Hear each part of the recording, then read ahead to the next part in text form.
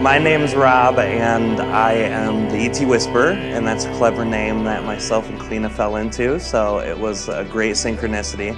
And the reason that it fits is because throughout the last 7 years, I've contacted or channeled over 100 different ET consciousnesses. I've not done collective consciousnesses as much, but I have tapped into some of those, some Archangel. But for some reason, the ET thing sticks with me very well, and it fits the energy very well, so that's where I like to stay in. My connection process is a little different than the rest of channelers. It seems a little odd to some people. But basically what I'm going to do, I'm going to breathe for a little bit, and then I'm going to make some very loud oming sounds, and then I'm going to breathe a little more, and then the artist will join us. And the oming sounds are resonant tuning. You guys can join along if you want. You guys can breathe while you want. That oming gets your chakras vibrating, and that's how it helps me connect to Ardif. So enjoy yourself, and remember, every question you ask that's personal in nature is a reflection from your own consciousness. And Ardif will look at your energy. He'll see any energy that it connects to your higher self, your oversoul, archangels, whatever. He'll see it connecting to it, and then he'll be able to reflect it back from his perception and his connection. So remember to have fun, remember to enjoy yourself, and I love you guys.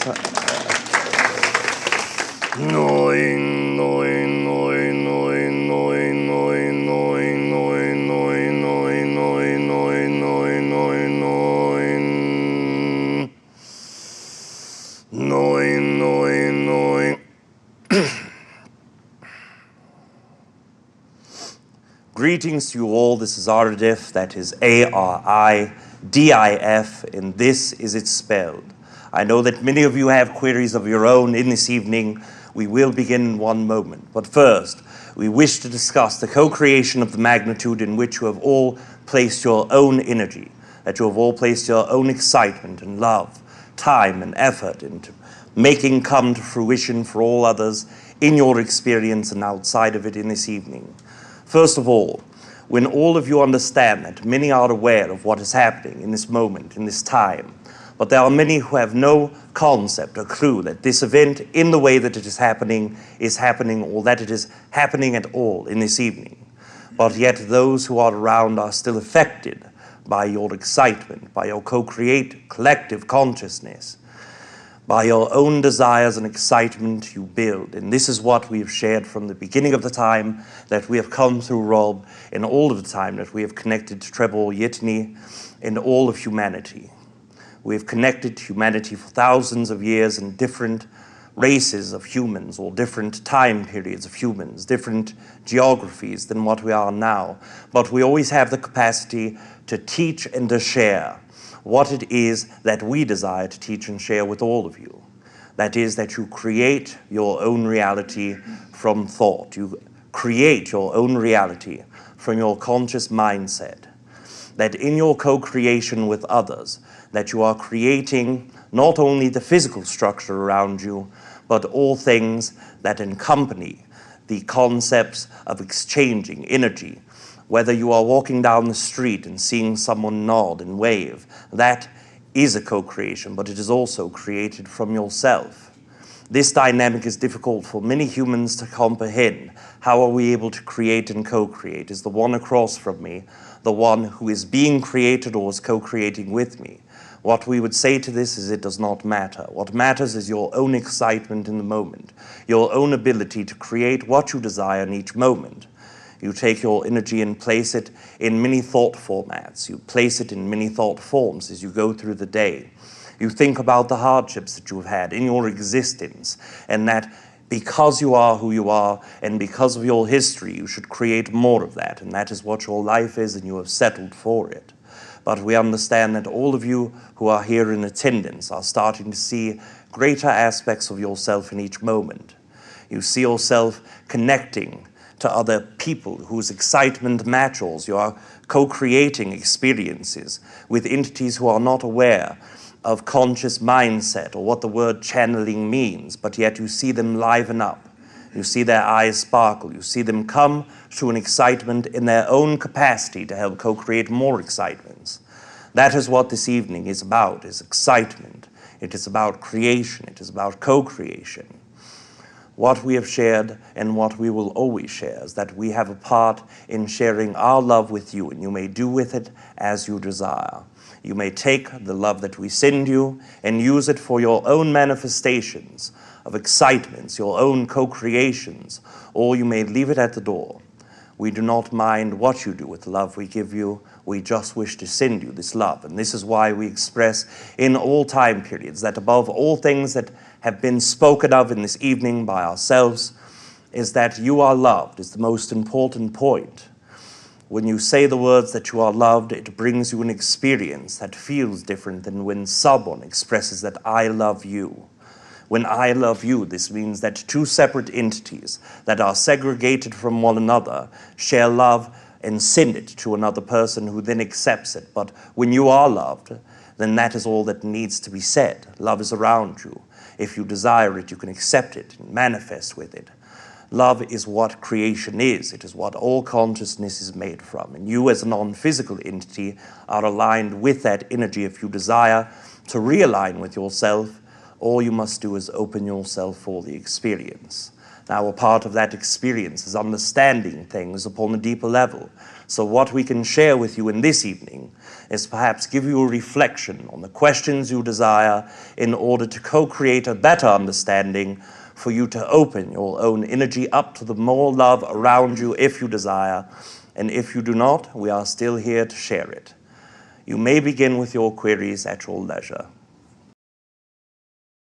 Ever wonder if there's intelligent life elsewhere in the universe? Well, I have. I've been wondering since I was a kid.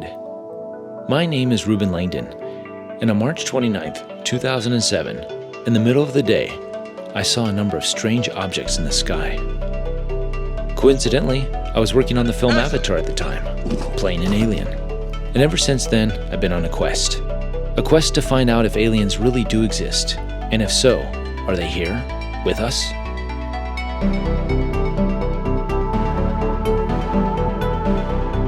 If beings of higher intelligence are here, what is their purpose? Why don't they make themselves more known? Why the secrecy? I've asked these questions to many experts, yet each seems to have a different theory. So I thought to myself, why not ask the aliens directly? So that's what I set out to do. Well, sort of.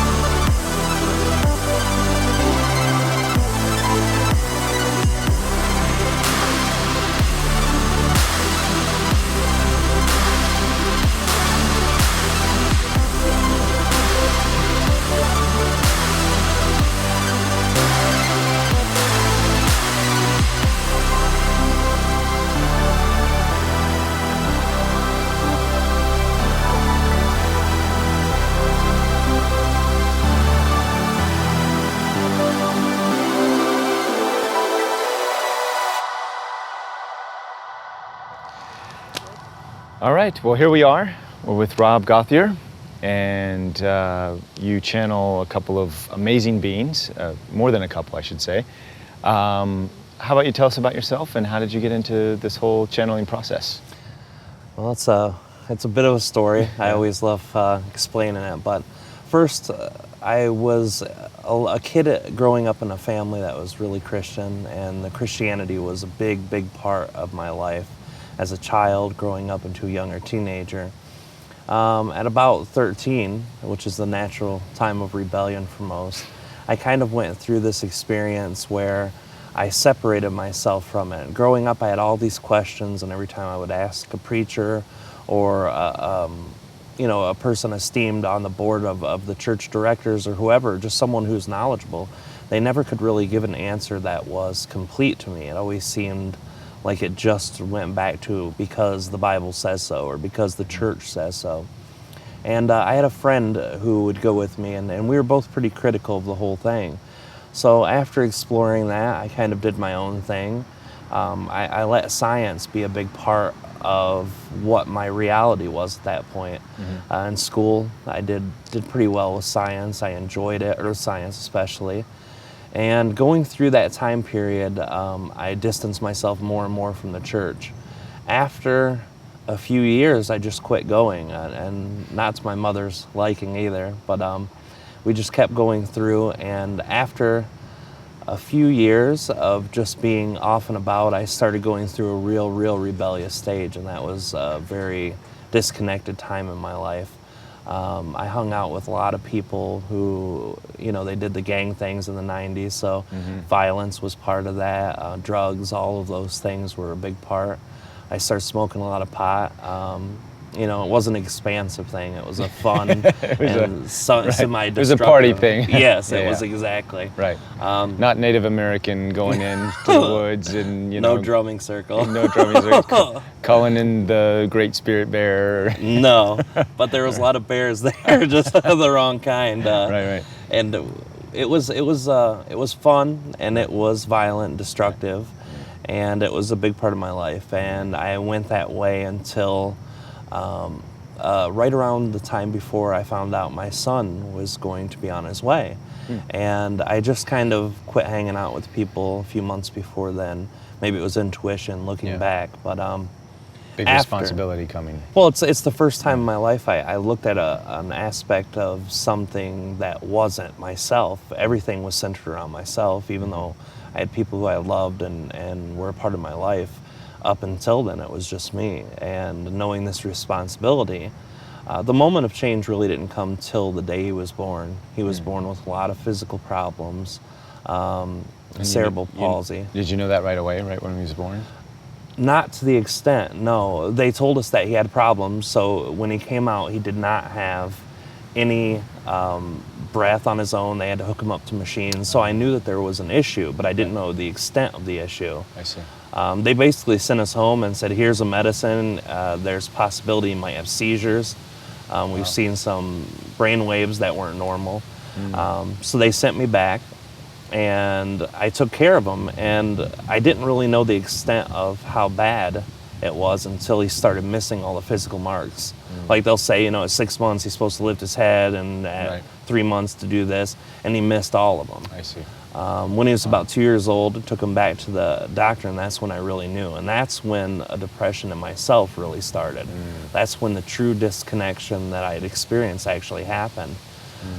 During disconnected, just the whole experience, the having a son in this state, it was just hard to cope with?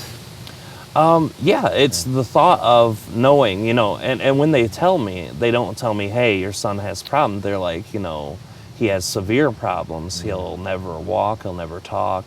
He'll probably be like a vegetable, and that's pretty much how the doctor explained it. Yeah, man, doctors. Yeah, no bedside manner.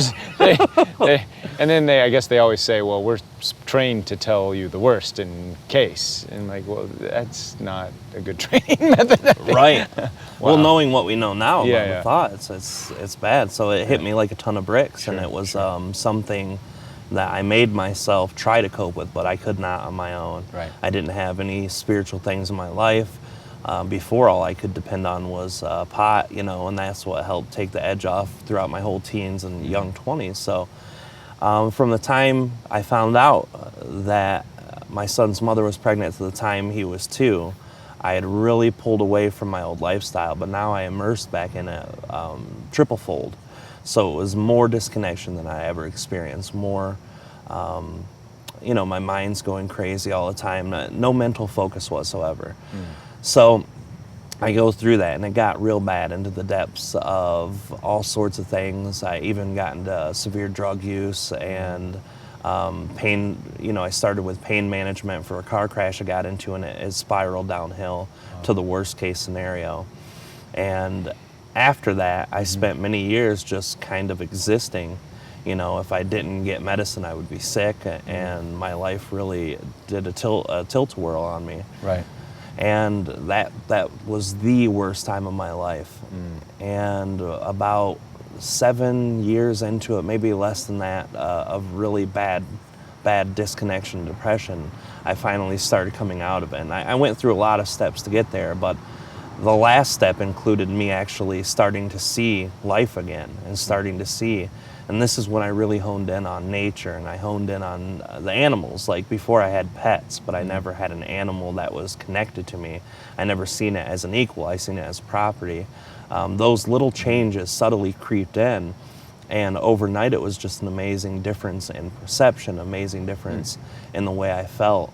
And that's when my true spiritual journey began. That's when I really started diving in. One thing I always believed in, science could not quench my hunger for the desire of how things started. Chemically, yes. Engineering of the universe, sure. But never that God that I knew was there. Right. So that was the one thing I took into my beginning of the spiritual journey, God. And one thing too, a lot of the times during my whole life, UFOs, ghosts, those two things were really something that my friend and I had talked about all the time. And there was never an explanation from the church or science for either one. And the afterlife thing was always something that amazed me. I seen these psychics on TV who said I can talk to spirits in the afterlife. And I was very, very skeptical, to say the least. But some of the things they would say would be profound. And I thought, that's a starting point. Let's look into that. I found a church that integrated their desire to look on the other side of death so that they could bring answers from the other side. And they believed in God, and they followed a bit of the Bible too, which was a comfort zone, I guess, for me from my childhood beliefs, so I jumped in. And when I went there, they taught me meditation. Right off the bat, I got a reading from the person, the deacon or the pastor, whatever title he had, and it was spot on. He didn't know me. No one from the church knew me. No one had my social media profile. But yet, they told me things about my son, and they told me things about relatives that at first I had no clue, but when I went to my dad, who follows genealogy in our family tree, he said, wow, this person from 6 generations ago had this and this. So it was perfect. So it matched up. Synchronicity, and it hit me so hard that he could have that kind of information. That drew a level of reality to me. It drew some realness to it.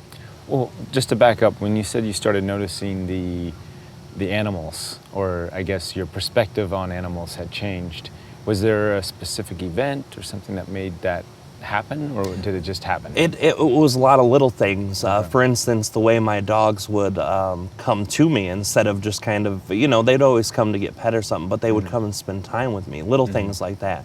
Going out in the woods.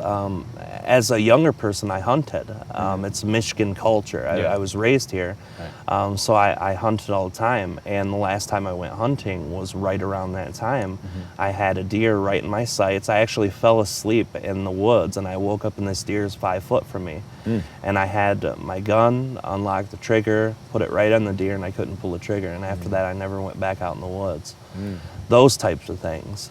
Very hard, very big, but a lot of little things that led up to it that really made me understand what that connection was a bit more than just the animal-human perspective that Christianity and just humans in general believe in. So I see. I remember you mentioned before that you had gotten involved with some recordings from the Monroe Institute. Yes, I would meditate all the time, and I kept gaining more experiences, and I finally just kind of pooped out on it, and it just stopped. After that, I started looking online, and that's when I found the Monroe Institute. I found some binaural stuff, and then I found Hemisync, which was the biggest and best out there, is what was claimed. Right. I started the Gateway Experience course, which was a 6-course, 6-part per course, and then 6 courses. Meditation, which increased my meditation ability tremendously. This is where all of the astral projection states come in. This is where all of the out-of-body experiences. It took my meditation to such a level beyond anything I thought was possible at that point. I had only used meditation before to try to open myself for communication with spirits. Dead humans. That's all I cared about. Oh, you did? Okay. That was my intent in my meditation. When you were in church still? Yes. With the church? Oh, okay. The spirits was what their church was involved with. That was the whole focal point of their church, was to communicate with people who had died to give proof of afterlife. I see. And that was important to me. And I thought, that wasn't the only intent for meditation. Right. My meditation came because, like drugs helped pull me out of pain and suffering, this new excitement I found whenever I would start to go down and start to feel a little cruddy or start getting back in those low points again, I would use meditation, and it brought me to a new level of feeling good and excited and clear. And I used it like I used to use drugs, several times a day, as much as I could. The quantity, the quality was important to me. So I kept using meditation as a tool to help alleviate all that stress and stuff. So that, coupled with that contact of people who had passed on, those were the real focus points of my meditation. And the HemiSync took me above and beyond that. And how can you describe how it did that, or is that something you have to buy the HemiSync and go through? But is there?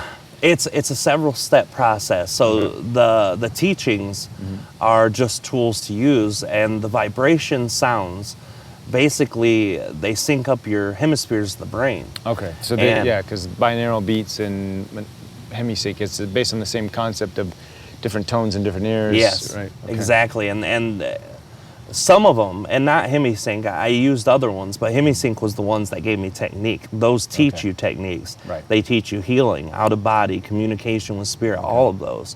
And with those, I was able to jump through. Now, the experiences themselves were so vast and different kinds of experiences. When the first day I started, there was a vibration in my body I never felt before. It made my whole body beat, and the chakras were just high vibrational, and those types of experiences were what hooked me in right away. Wow. I was skeptical, to say the least, so I started with my first one saying, well, we'll see what it does, and the first one was a hit, so I just kept going. Wow. The experience itself, normally I suggest to people, if you do the HemiSync, go through it at your own pace, but I would suggest no less than 6 months, no less than a year to go through all 6. For me, I jumped through them in 4 months, and Wow. I thought it was way too quick, but everything happens for a reason, Right. and it worked out well. So that led you into the channeling state, or did you get to talk to spirits, I should say? I never got real contact with spirits in the way I wanted to. Okay. But my belief system then was I should be hearing them in my ears, like audio clarency or something, and that should be the experience. But I had gotten pictures or ideas, and that really never happened in the Gateway experience. There were times where I was Gateway able. is the church, or no? No, Gateway was the HemiSync. Oh, okay. That part really never gave me any kind of spirit contact, although I do know that I was connecting to different energies, maybe not aware in the moment, questioning that. Okay. And that was something the church had helped me with before, is stop questioning myself, because that's a big, big part of tapping into your intuition. Right. So I go through these, and I get all sorts of experiences, out-of-body experiences, not controlled, and I still, to this day, I can astral project, but I can't tell myself where to go. You know, I can't say, I want to go down the street and hang out in the bar, you know, in spirit form. I can't Right. do that. Oh, I see. But, but you can shoot out your body, Oh, yeah. and then it just kind Every time I connect and channeling, that's what I'm doing. And then it just floats around, and you're just kind of observing whatever appears to you, or how does that? Well, I've had experiences like that, but most of the time it's like an experience going out into a different environment altogether. I've experienced other planets, I've experienced other parts of reality here, different times. But how I connected to Trev was different. I had not had an out-of-body that was severely powerful or very, very deep in meaning to me. And I had a real messed up night that night. I watched the Hubble Deep Space thing for the first time, the 3D one that they had on YouTube. Oh, yeah. And it touched my heart, but it kind of made me feel empty, like I can't go out there. I can't be a part of that. And it really kind of made me depressed a little. So I used a meditation. And the HemiSync, they go through steps 1 through 21. And I decided one night, well, why don't I just go past 21? And that was that night of depression. And that's when I met Trev. And when I met Trev, it was... Steps 1 through 21. And what do you mean by going past 21? Do they have actually steps after 21? No, they do 1 through 21. And basically, when you're meditating, you're counting. It's a self-hypnosis. That's what meditation is. Yes. It's a self-hypnosis. Yeah. And each step that you take, you go deeper in. So step one, you're starting I to see. feel less of your Right. body, and then it goes on. Right, So right. I went past the 21, and that's the maximum of the gateway experience is the 21st. They call it the 21 state. What's And- that 21? Can you reveal what's that 21? Well, 21 state is basically full-blown conscious integration. You can connect with your higher self, you can leave your body. At that point, you're at the deepest level of consciousness available. And did you kind of in your own mind then say, okay, we're going 22? Yeah, and I just, and it wasn't even a number. I didn't go Right. 22, 23. Right. I just went beyond. Next, Now it's time yeah. to go beyond. And I did it in the Through- moment, through the not veil. deciding before, Right. in the moment. And that's when I connected to Treb, right then. Wow. Now, when I'm connecting to Treb, Yeah. this is very surreal. It's very realistic. It's just like me and you sitting here talking today, and that's the first time I'd ever left my body in such a fashion. Wow. Before, when I left my body, there would be tracers, or sound would be gone, or the images were blurry or vibrating. It was always different, but never this clear. I was on a ship. I know that much now because I've been back to those ships before. It was one of the Yit ships, which is Treb's people. And I was sitting there in a room by myself. And eventually, through the door comes Treb. And this, it scared the shit out of me.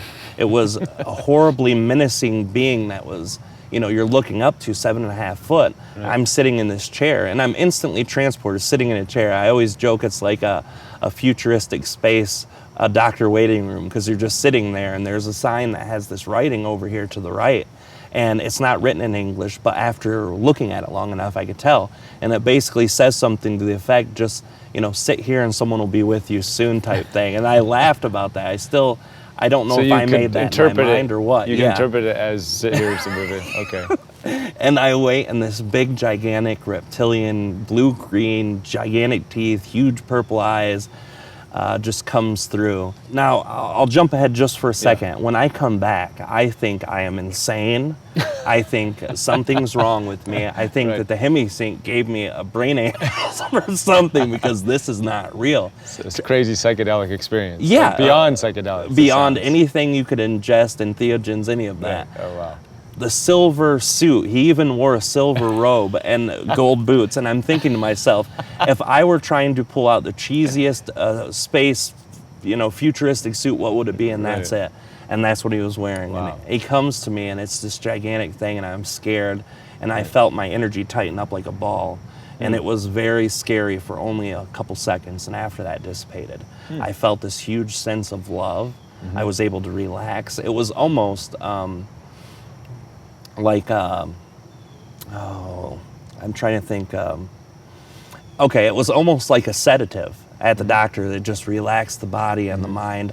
And then he came in, and he said that he was connected to me, that me and him were connected and supposed to meet. He told me a lot of things that I think I know about reality aren't necessarily the way. There's a lot more to it.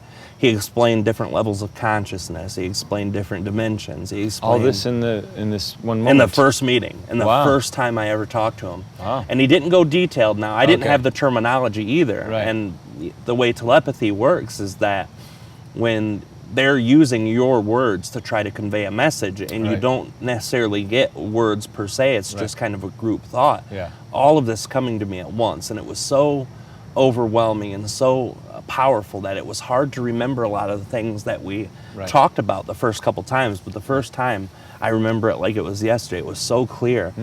And he explains, it's not what you think, all these levels. And he said, I'm here. I'm here for you. If you want to connect to me, I'm here. Wow. And I left. And now at this time, when I started the hemisync, I was full blast. I'm 3 times a day meditation for an hour, hour 25 each. Right. Plus using closed eye technique, where I'm just turning sounds into vibrations and energy and understanding that. It's kind of a self-taught technique that I taught myself. Basically, after learning these meditations, I was hooked on meditation, and in my mind, to miss a day of meditations like missing breathing oxygen.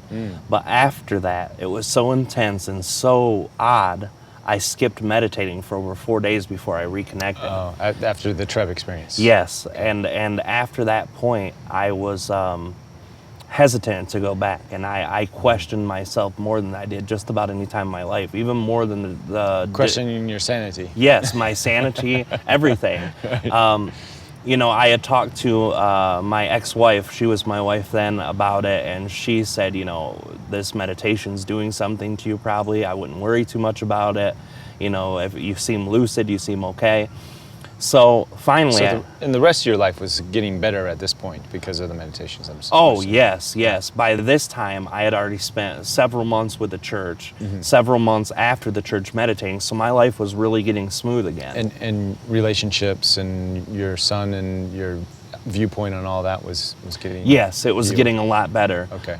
So you knew the meditations were working, not in a negative way, but in a positive way. Sure. And it became so much a part of me. I hated to miss those 4 days, but I was just so questioning myself and if I should keep going with this. Yeah.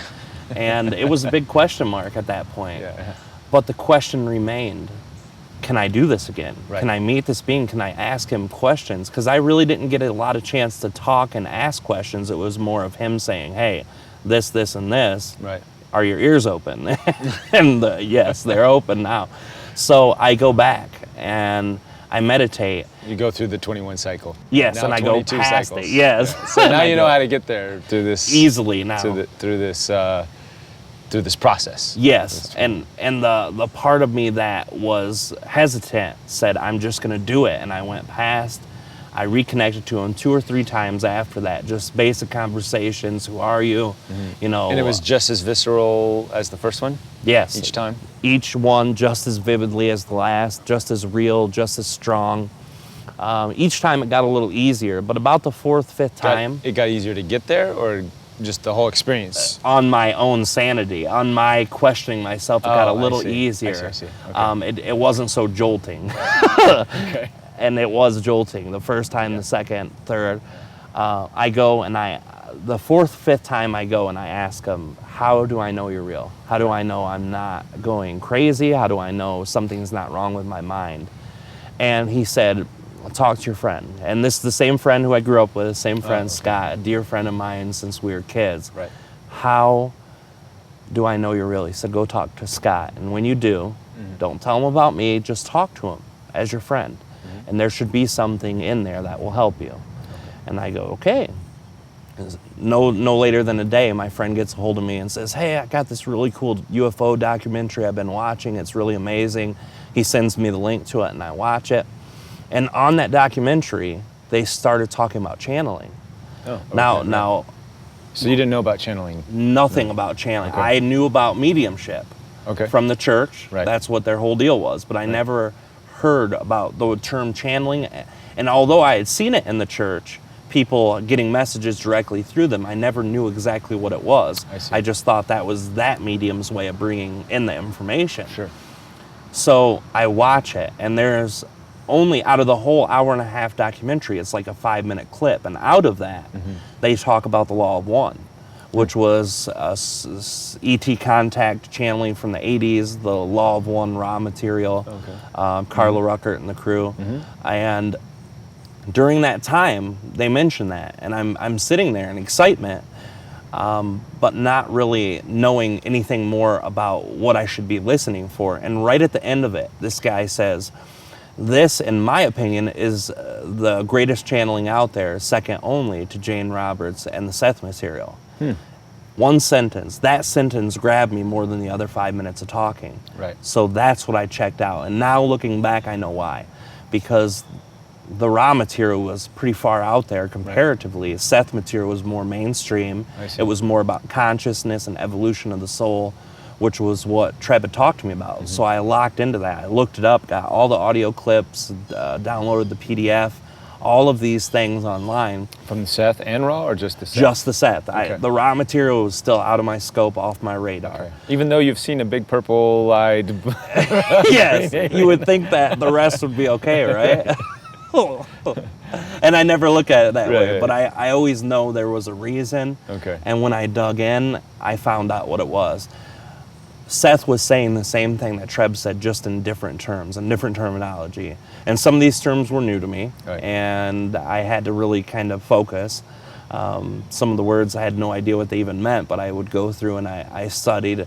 And what it was, I'm not a reader. I don't read. I listen. Like audiobooks are my thing. Same way. Yeah. Same way.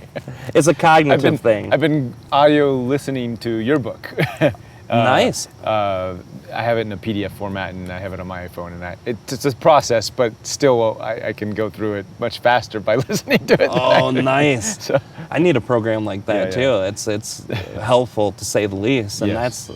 that's how I retain the information. So I find this one little clip. It's like an hour and 50 minutes, and it's excerpts of Seth Speaks, The Eternal Validity of the Soul. is it the clip on YouTube? There's one on YouTube, and there was one downloadable one that just had the excerpts from this guy who enjoyed that he read, and it was professionally done. And I listened to it, and it changed my whole perspective on a lot of stuff, and it was so powerful and so resonant with what Treb had already said to me. And when I heard that, it reconfirmed that maybe I wasn't making this stuff up in my head. Right. You know, and this is something I never have said publicly before, but in that 4-day period where I stayed away from the meditation and didn't go back to Treb, I actually went to the emergency room and said I had this experience. I might be going crazy. What did they say? The doctor was cool. He's like, you know, you're playing around with those binaural beats. He goes, meditation, sometimes you go into a lot of subconscious places. He said, you probably just had some kind of weird experience. He said, I wouldn't worry about it. Oh, okay. Yeah. Which gave me relief. But would you go like open the emergency doors and say, I've seen a green, 7 foot tall, blue eyes, it's real, gold boots, silver robe. They would have blocked me out. I know. You didn't go in that dramatic. That No, big. Okay. very lightly. You just signed the documents and. What are you here for? Yeah. I had an experience I need to talk to the doctor about, and it was very nice though. He was cool. All right. If it would have been a different doctor, He didn't give you couldn't- a shot and strap you to a bed and No, I'm sure hook if you I up to a would've bunch of got a doctor, machines. Yeah, if you got the wrong doctor, he probably I would have been done there. Yeah, and it's amazing to see how the mainstream thinks about it. But I lucked out really. Yeah. It wasn't luck, but you know what I mean. I get done with that, and I have those experiences, and from there it just kept going. Now, most people who have heard Trevor Ardif on the radio or on YouTube, they might not know the whole story, but I worked with Treb for 2 years in meditative state before I ever channeled. I really had no interest to channel. At the end of the 2 years, I felt like I had learned all I could learn. You know, of course, being the human ego, I was like, I know everything now. Yeah, I know the universe. Yep. It's like Keanu Reeves in The Matrix. It's like I know kung fu. Yeah. You know, and Instantly, yeah, that was beautiful. But so after 2 years, though, you're like, yeah, I know what I can know. And I wanted to find out how to teach it to people. Right. You know, I thought I was ready to teach people, and I was. So I knew that it was possible to channel. I seen Jane Roberts do it. And by that point, I had looked up Dare Lanka. I had heard of Cryon, even though I never checked out a lot of that work at that point. And I seen just a very few others. Back when I started doing this, Esther Hicks and Abraham Hicks. I'd never even heard of her till I met Kalina. Kalina's the one who's like, you ever heard of who? And she's like, you really are a channeler. Because so many channelers are so oblivious of other spiritual teachers just because they're in their own I just did group. another interview, you know, and she was saying the exact same thing. I was like bringing up all these names, like, I don't know. The name sounds familiar, but purposely I don't go and see that stuff because I don't want to plagiarize or say anything, you know, that I don't want anybody to think that I'm copying their material. So. Well, that was a concern of mine too. When I started to jump ahead a little, when I started channeling, I cut myself off from all other channel material. I said I want, and this was for me, not for anyone else. Right. I want to know what's coming through Right. is legitimate. And I had huge filter issues in the beginning. But to jump back, I work with Treb. I told him I want to channel, I want to share this, but I want you to be there for the answers because, you know, there's still stuff I'm probably not sure of. And if there is, you know, you need to be there. The channeling idea was cool to me, and we worked with it. And So, when you said you asked him to be there, but in essence, channeling, you're asking him to come through. Yeah. Okay. Yeah. And you had that conversation with him in this meditative state, which again, I'm assuming is still as visceral as ever. Yes. It's still like... Never a time was dull. Okay. Oh, so it all felt just like we're having a conversation just now. Only you're on a ship always, or? No, we were everywhere. At that point, the first time was a ship, and after that, most, like I'd say probably 75% or more of the time I'm with him on his planet, just different parts of the planet. Oh, okay. But yeah, I've been everywhere with him. Wow. Well, I know I don't want to get out of order here, but what's his planet like? What is that like? Oh, it's beautiful. It's gorgeous. Oh. When you're looking up at the sky, it's a beautiful, beautiful purple sky. It's hard to explain too, because the shade of purple it is, there really isn't a shade of purple I found to show people like this is the purple. Huh. But they have tons of red plants, very beautiful green water. It's gorgeous. Green water. Yeah. Okay, yeah. So it's all we're talking.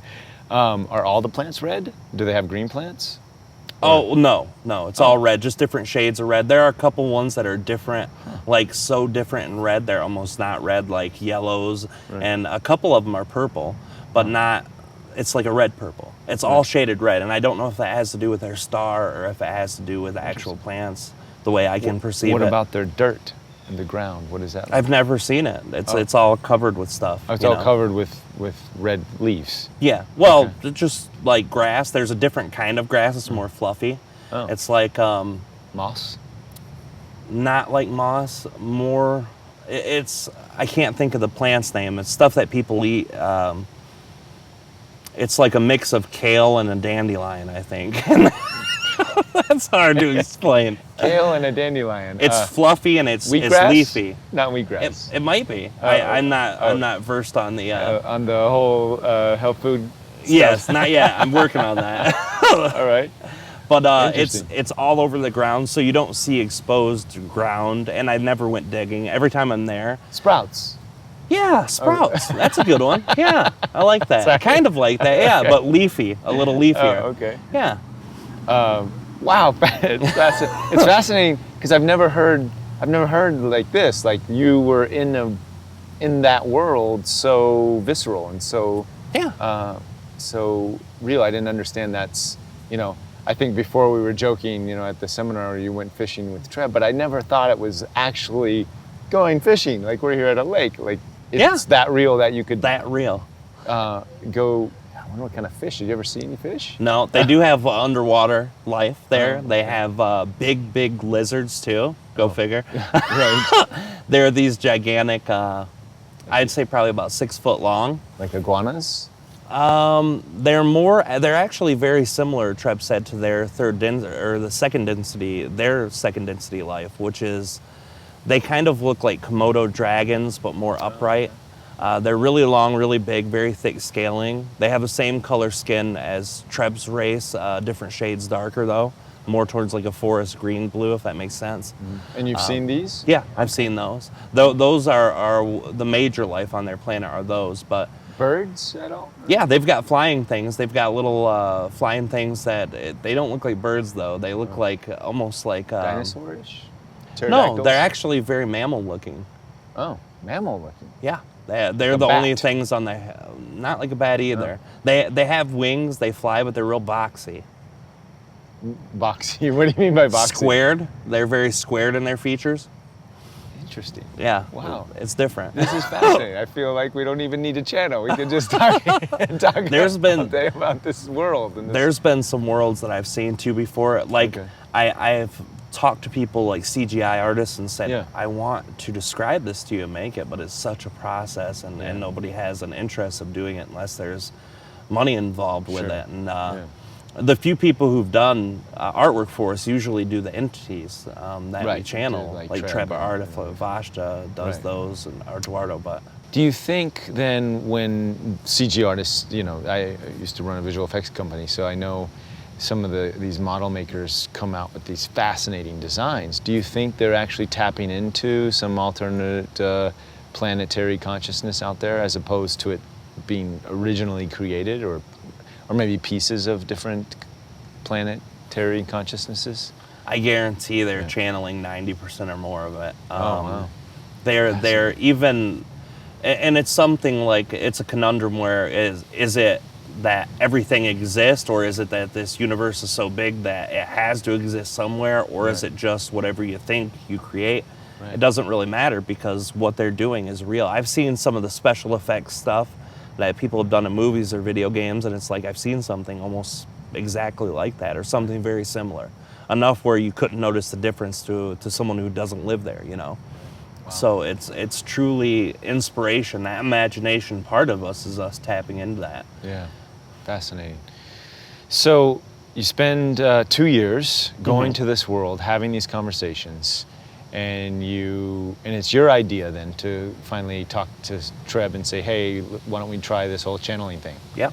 And what does he say? Of course, I'm sure. Yeah, he said, yeah, you know, that's one of the paths we can take. Oh, awesome. And did he give you tips on how to do it, or what? Or did you have by this time been versed enough to say, okay, this is what we got to do, Treb? Or how did that work? No, it's actually a combination of the two, and it was never me going, hey, I think this will work. I went out on the internet. Obviously, the internet was great. There wasn't a lot of stuff there, so I searched out psychic mediums. I knew a guy who worked with a team of the Law of One material. That after the Law of One material was written, he worked closely with the main channeler there, Carla Ruckert. So I worked with him and talked to him, and he gave me a lot of really great information. I looked up online a couple channeling books, and now I realize probably some of the same people that I'm aware of today and just didn't know it was them back then. Right. And worked with Treb, and Treb helped me out with a lot. And then I just kind of borrowed a little from everything until it was perfect, and then I found my own mix. You know, it was a garden variety of a little bit of everything. What got you through? What was the catalyst to bring Treb through? What was your first channeling experience, I guess? Well, my first channeling experience, I set up a camera. My then wife was there to kind of monitor me and make sure nothing went too crazy. That was a concern of mine. You know, I got this entity coming in my body. I don't want to have lose control, or, you know, the Christian part Hulk of my out. mind. You have this big green alien coming through you. You might. Did that ever go? That went a through little your bit mind? of that. Okay. And at that point, I trusted Treb. Right. I come to love him, you know, like a dear friend. But there's still the unknown. You know, why would this entity come choose me out of everybody? Why, you know, my Christian beliefs tapped on my shoulder a few times. So I wanted to be careful. I wanted to be good. I recorded myself, and it was amazingly horrible. And Amazingly horrible. yes. Okay, can you describe amazingly horrible? Yes. The voice that people hear Treb now, even if they go back 4 years, it's not the same. Oh, it's a little different, and the accent's the same. You know, the type of talking that he uses, but the inflections are different, and the yeses are much more vibrant. And like when he says yes, that yes, real excited, that wasn't there then. It was very flat and monotone, and kind of filtery too. You know, there was just, I could tell all the Treb wasn't getting in. So I practiced a few more times, but when you get to know me, you know about me, I don't wait for anything. I don't wait till everything's perfect. I just jump head first, fly by the seat of my pants. So I immediately went to the YouTube waves. I want to share this. Right. And my first channeling was actually a lot better. In the couple times I had tried between then, I probably only did maybe 6 to 10 channelings between the first one and the one I put on YouTube. And when you describe 6 to 10 channelings, or 6 channelings or so before you, and you're recording yourself, are you asking questions? Is it just you in the room? I mean, how do you? Is there somebody else? You said your wife, is she there to help facilitate? Yes. At that point, the first couple ones was just letting Treb talk. I told him, you just come through and say what you want to say. Oh, okay. Share something. If it's usable, we can put it on YouTube. So address people. Okay. And that's the first couple times. And then after that, my then wife would ask a few questions. I let one of my friends try. So it was basically trial and error, just playing around the first time. So I guess the information was still good. It was just, you say when it was horrible, it wasn't the information was horrible. Right. Okay. It was, and some of the information came through a little odd. Okay. Just Just the verbiage on it was verbiage, weird. You could tell it was like having someone who first learned how to speak English be able to talk. Right. Okay. Well, that's what I was wondering. And maybe this is a question for Trev later. Does he have to learn English, or is it all translated by you via vibrational translations, vibrational frequencies? My best understanding is that basically, like when I go to channel, I'm using the same techniques in a quicker way than I used to when I would leave my physical body. Okay. So I'm leaving and part of Trev comes in. So when he's in, he's mixing his energy with mine. So right.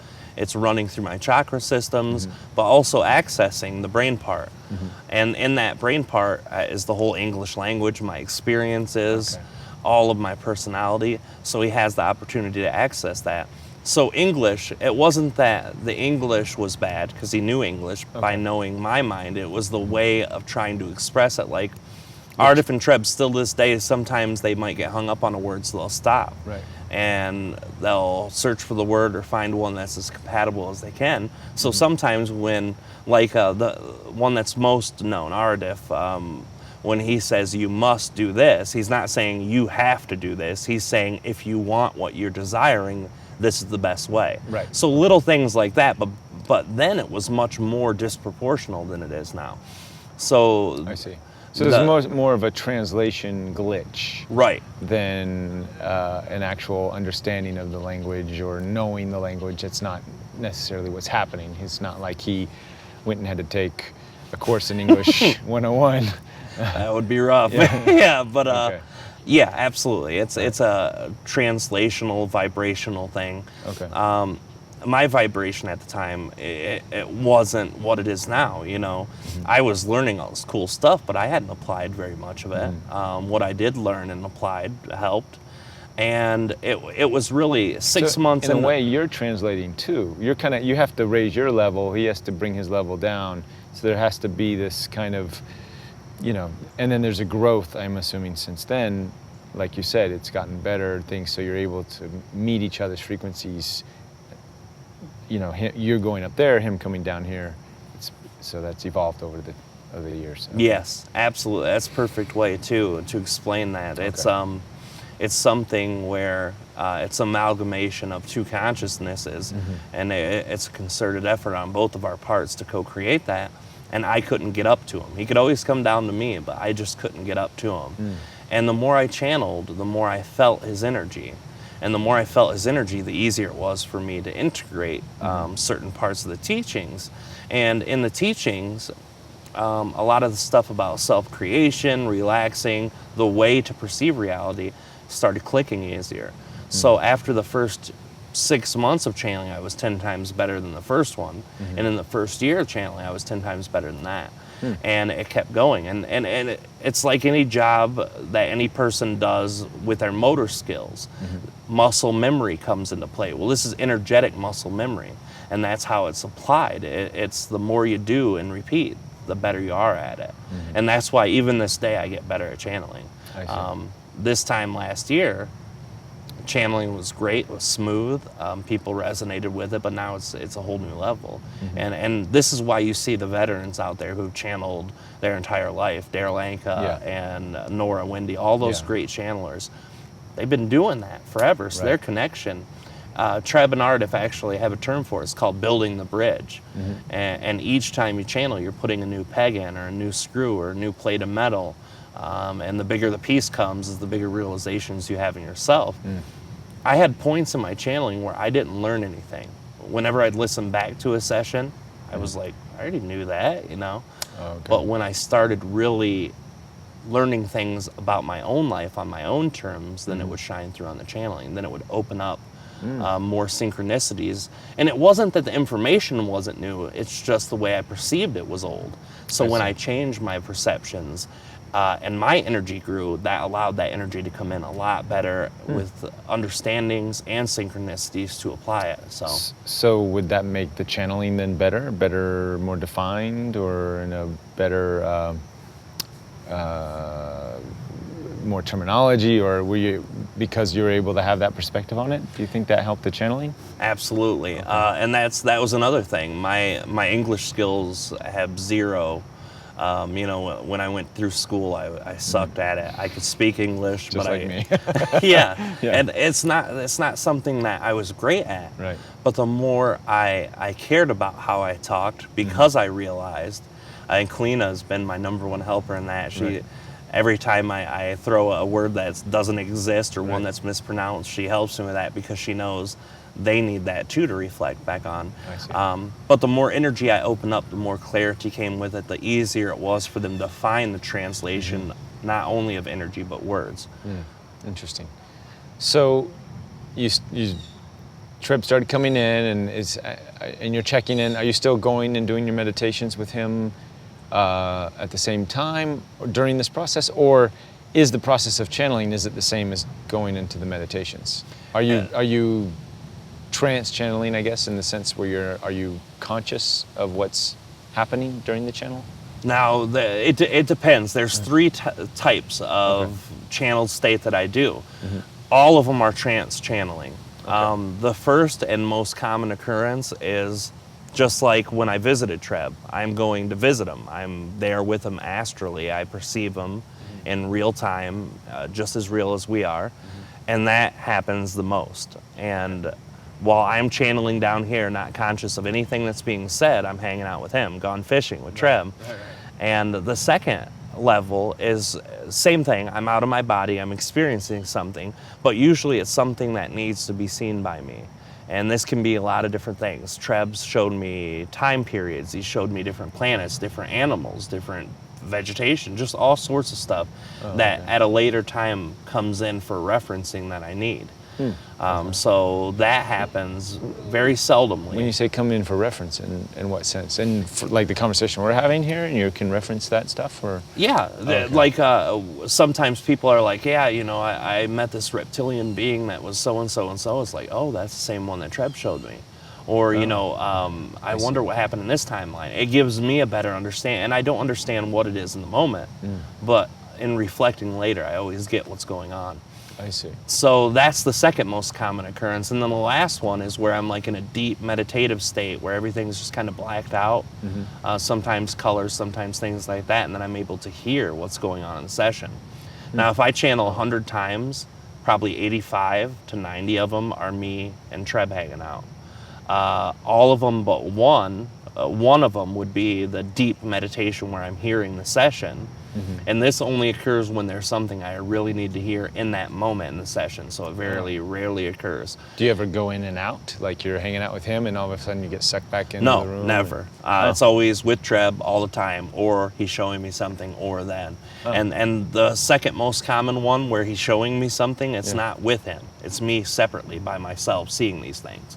So that rarely ever occurs. Out of 100 times, maybe 14 times I'll be doing that.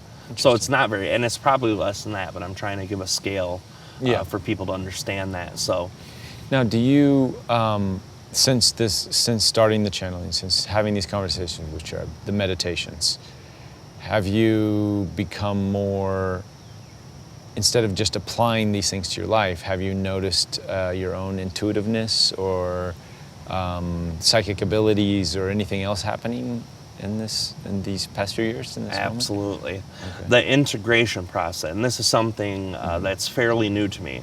Like I've been doing channeling in the sense of public channeling since about 2010, late 2010.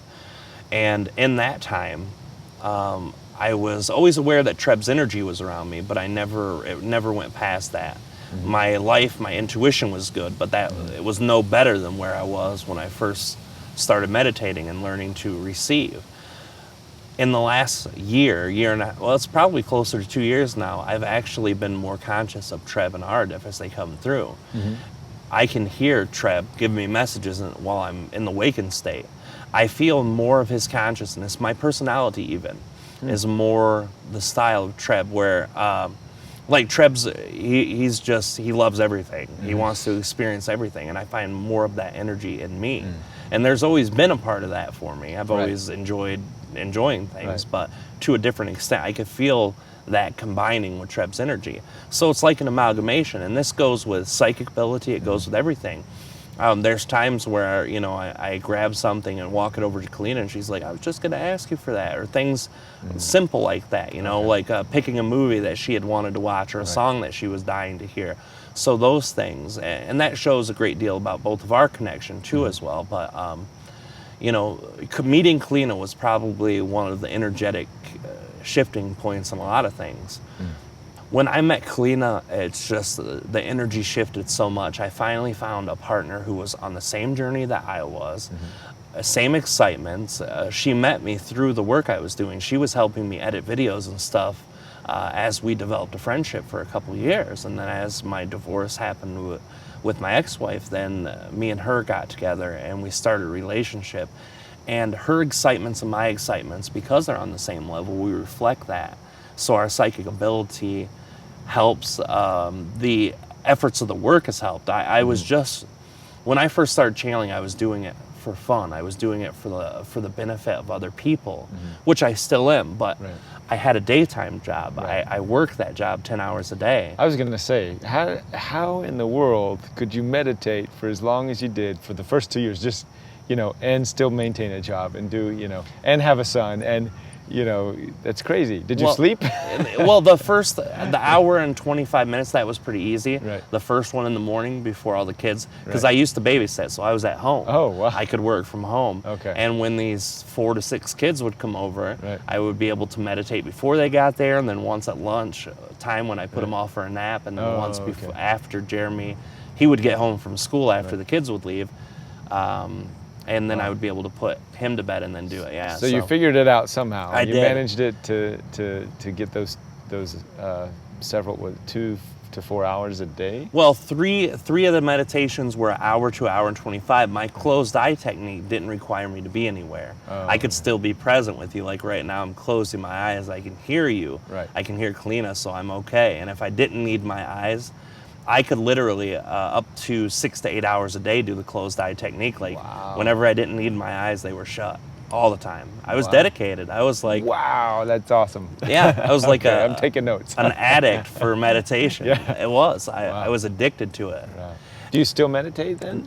The only meditation I need now is when I connect Treb. I do it so frequently that is my meditation I now. was gonna say because it sounds like a meditation. You're going to this deep. You're going to another planet. Jeez, that's awesome. Well, in all honesty, though, it's something that I found about people in their spiritual journey. It's something that just recently was brought up in a conversation. When you reach a certain point of integrating with these beings or integrating with your higher self, whatever it is, when you feel good about your life, when you're living that vibration, there's not always as much need for meditation.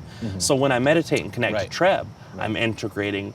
But during the day now, I'm integrating too, because I use that meditation to pull myself out of suffering and pain to start with, and then I used it to hone my skills. My skills are here. They're strong. I don't have very much suffering anymore. I'm still human, so a little bit here and there. But so now there's not as much a need, and the time I spend with Treb, you know, I'm doing this now as a living. So when I'm doing it once, twice, 3 times a day, that's my meditation. It works. Awesome. Well, you not only, in addition to Treb, you channel Ardif. Yes. And recently I heard Metatron. Who else do you channel, and then maybe we can get into a little bit of what led up to bringing in these other entities. Sure. Let's start with Ardif before we get into anybody else. Okay. Because he's the other most known. It's almost like lately, have you been channeling Ardif more than Much Treb? more. Oh, okay. Much more than Treb even at this point. Yeah. There's a high resonance for him. One of my friends who makes videos, he knows that I'm kind of a modest person in a lot of ways.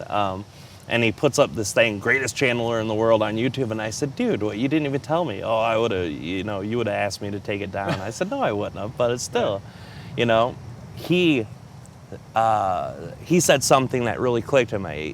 He said the wisdom and essence of Bashar, because a lot of people know Bashar is a very wise, high energy being, and the heart center of Treb, which Treb's huge love bucket. Everybody loves that. Yeah. And he said that's what Ardif encompasses, and that's why Ardif's his favorite channeled being. So people are dying for Ardif right now. They want to have time with him. They want to hear what he has to say. Brilliant, brilliant being. He's to Treb what Treb is to me. Oh. So like when you look at me, Treb is like maybe a future version of myself, and it could be looked at in a lot of different ways, but he's like a guide to me. He's a higher density, higher knowledge being that I pull Treb from. is to you. Yes, Okay, Treb for my information and energy, and Treb does that with Ardif. Okay. Treb's fifth density being and Ardif's sixth density being. So energetically, it's a higher energy. And do Treb and Ardif, I assume they do communicate? They know each other? Know each other well. I had heard stories about Ardif before I ever connected with them. Oh, okay. Back when I heard it, because most of these entities don't have names of their own. They just have energy, Right. and they give us names because we're humans and we need names to identify. So Treb would talk about a being called Deneb Cygnus, and that's Deneb, like the star Deneb, and Cygnus, the constellation of the swan. And he said this entity named Deneb Cygnus, and then he would tell a story about him, or tell a story about information that Deneb Cygnus had shared with him. Well, eventually, I found out through the book that I did about Treb and his people that was Ardif. And Ardif gives us that name. Ardif used that name with humans a long time ago. So let me, and I'm jumping ahead of myself. Let me give a little introduction to Ardif. Ardif is an ancient Pleiadian entity, but he lives in the star called Deneb. His race moved out of the Pleiades star system, which tens of thousands of races live there. They pulled their race out because energetically they needed a different, he explained it as we needed room to grow. But what I think is the collective consciousness of a race is very similar to a star, and in fact that's why they incorporate so much energy. If it's a smaller collective, it only needs a little space to grow.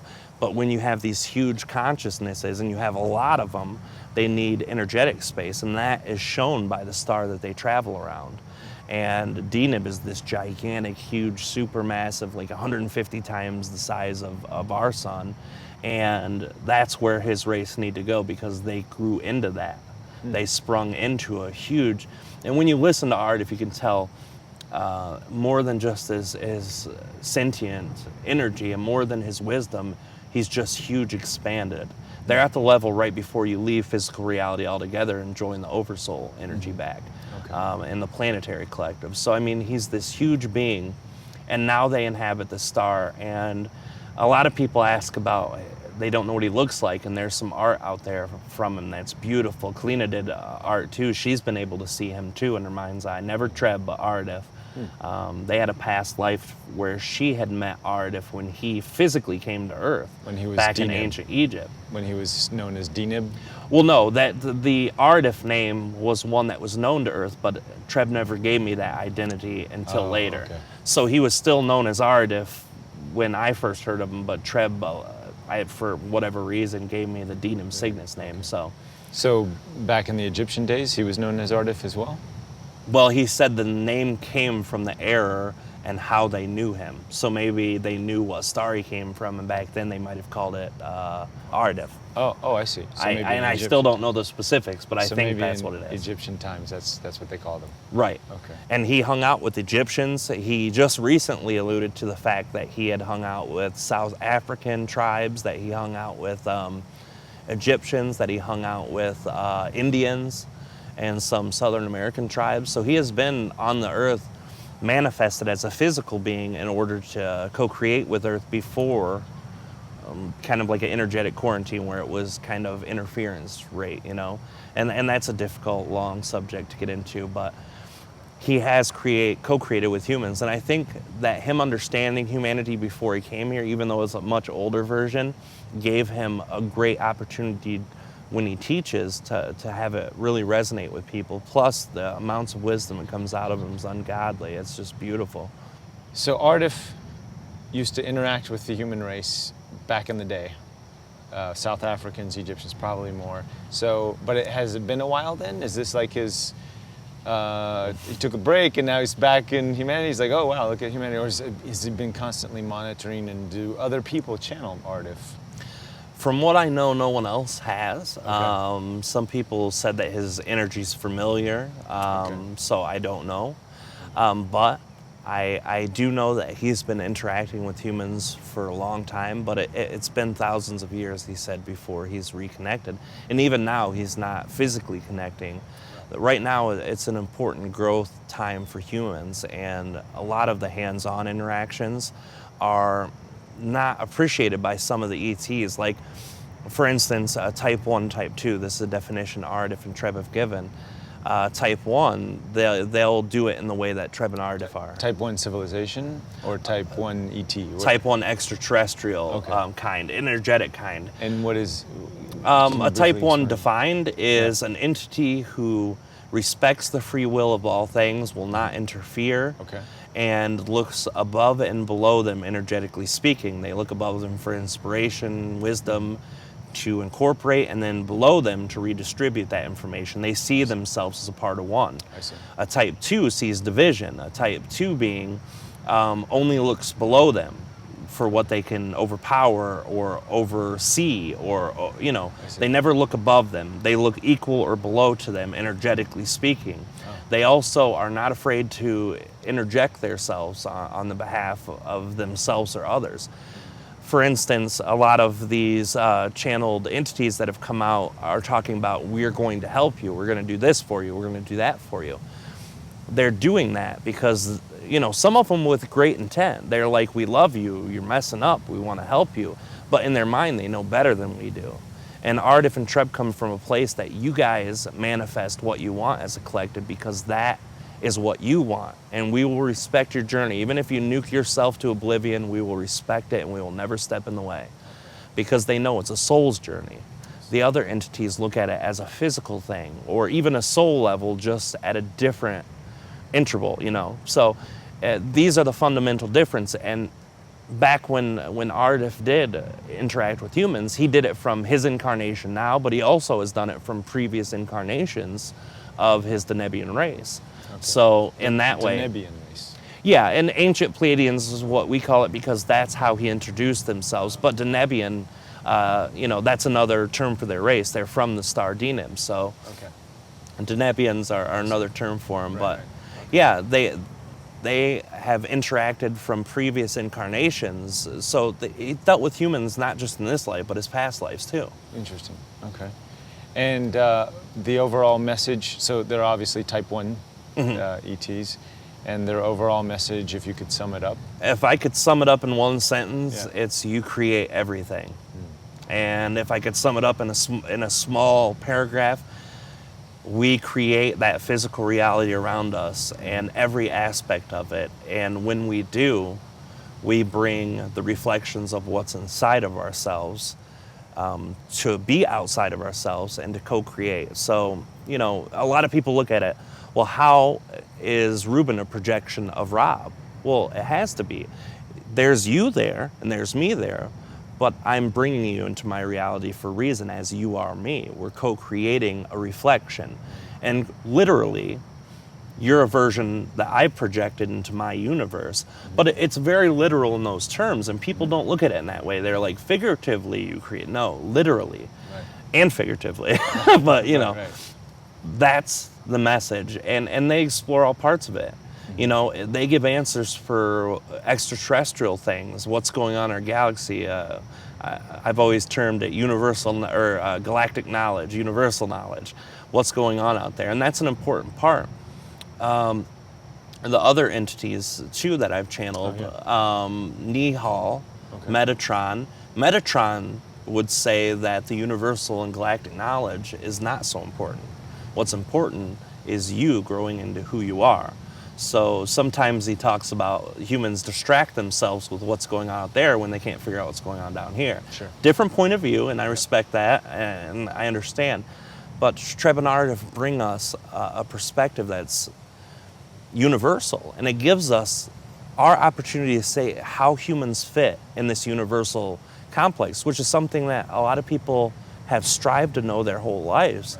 And it's very easy to see the human race as a part of it, but not how each individual is a part of first the Earth Collective, then the universal. And it's amazing. It's something that art sums up very well. And just, you mentioned the Nihal. Yes. Is that a collective consciousness? Yes, that is a collective consciousness. Now the Nihal, very interesting story. I'll give you a bit about them. The Nihal are future humans. They exist as one of our timelines in the future. So it's a probable reality where we leave Earth. Well, not all of us, but a chunk of us leave Earth and become the Nihal. And we evolve into very short beings, about, I can't remember, 3 to 4 foot, somewhere in there. Right. Orangish skin, highly psychic, and we evolve into that. Now the fun part, the part where it ties back in, the Nihal are the race who seeded Treb's race. So Treb's race was a byproduct or a direct product of engineering DNA from a human being DNA and from a second density lizard being who lived in, I believe, the Capellan region, which is where Treb comes from. Nihal DNA. But Nihal being human. Right, Nihal. But it is different than human DNA, and that's a good point you bring up. Yeah. The changing of the DNA also occurs when one race leaves their home planet and goes to another. The planet itself is a being. It's a 7th density collective being. Right. And then this race that comes is also a collective of the 7th density with all the oversouls at the lower 7th density.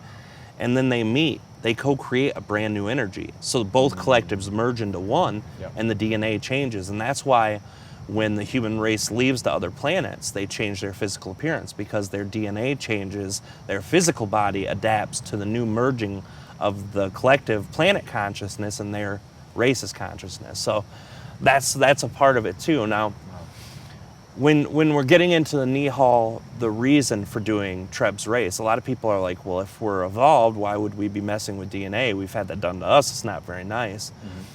There's such a stigma around negative reptilian energy, and it was hinted, not ever directly said, yes, this is 100% reason, but Treb, but more so than that, another entity who I channeled in the book about Treb's race, one of their, I think it was the military, ex-military leader. Yes, the woman. Yeah. She said that the reason that they did that was so that they could show the entire galaxy that not all reptilians are bad. The stigma of Earth, especially Earth, was that reptilians are negative, they will eat your children, they'll drug you, they'll throw you in a cave and put you in their pie. Well, what is it, the David Icke, the Queen, and all of our government officials involved, evil reptilians taking over the planet. And that, I get it. That's probably true, but not every reptilian has that. Yeah, exactly. And Treb, this is something I commend Treb for. He's one of the very few channels who have come out and said, listen, the evil reptilians are there, this is what they've done to you, this is how they're still doing things to you, but you're focusing on it, and it's going to keep going on. When you pull your focus from it and start focusing on the power you have, then it doesn't, then even if they're standing next to you, slapping people with whips, they can't touch you. Yeah, just like Jesus at the cross. He was as much, the stories go, as much as they were whipping him and torturing him, he didn't feel a thing, right? Yeah. And that's the beauty part of it. That's something that Treb brings to us. And the Nihal wanted to show us that. They wanted to show us, I think it was targeted for humans, but around the galaxy, there's still a stigma that most reptilians are even if they've interacted with the good reptilian. Humanoids, I think, because of the damage they've had through slavery, the Anunnaki was half reptilian, the ancient reptilians, the Earth reptilians, those are all bad stories for humans. And that's kind of built in our DNA to fear them. And people like David Icke who've researched just that part of it and shared it, it scares the crap out of people. Yeah, continues to feed into that. Well, over the next couple of days, let's get into some channeling, and I'd love to talk to Treb and Ardif and explore their worlds some more. Thanks for sharing, your adventures. You're absolutely welcome. And we'll see some more of you. All right. Thanks, Rob. Thank you.